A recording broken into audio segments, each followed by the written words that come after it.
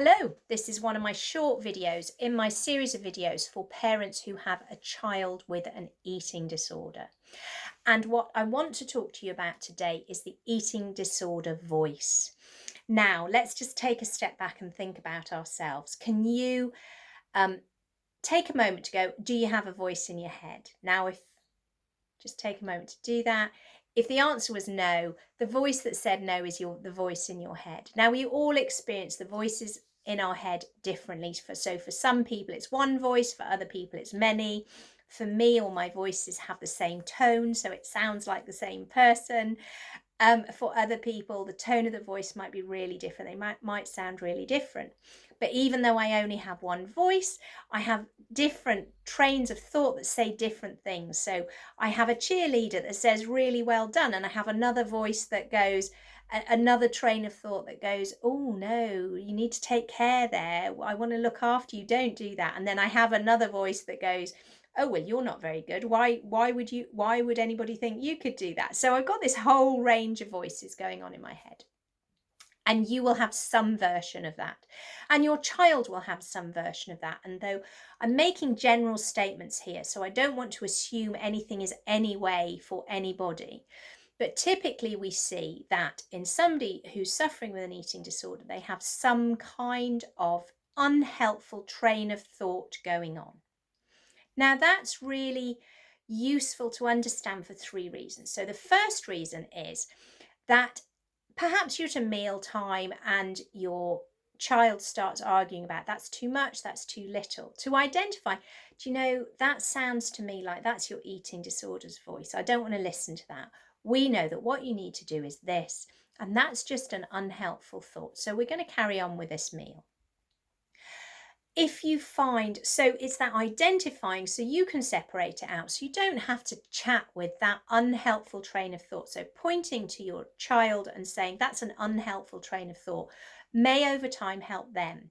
Now, just to warn you, our daughter hated that kind of distinction. It was part of her. She didn't see it as distinct, and it really irritated her for us to use that kind of terminology.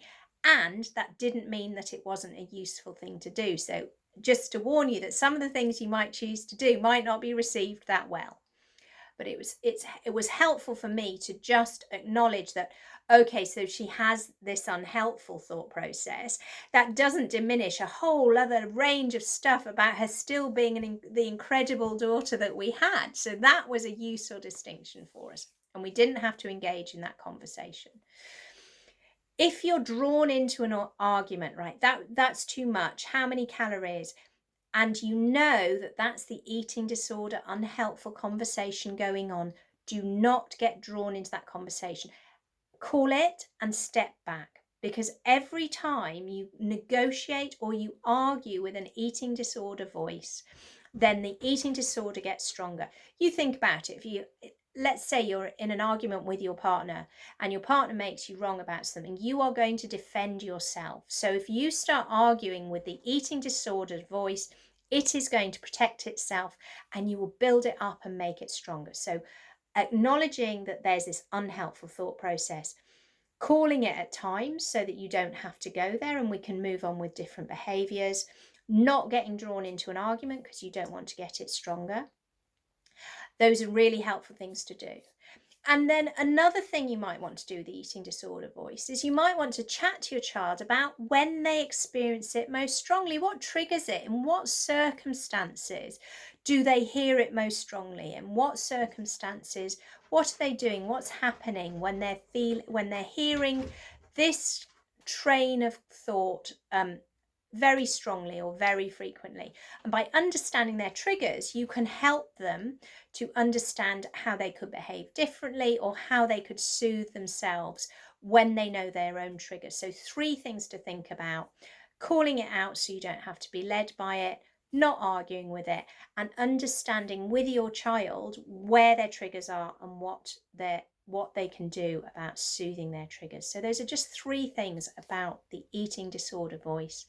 In the Recovery Coach, which is my support group for parents, we can discuss this in lots more detail. So if you want to know any more, click the link below, send me a message, let's have a chat. Really happy to help in any way. And I'll speak to you soon on one of my other videos.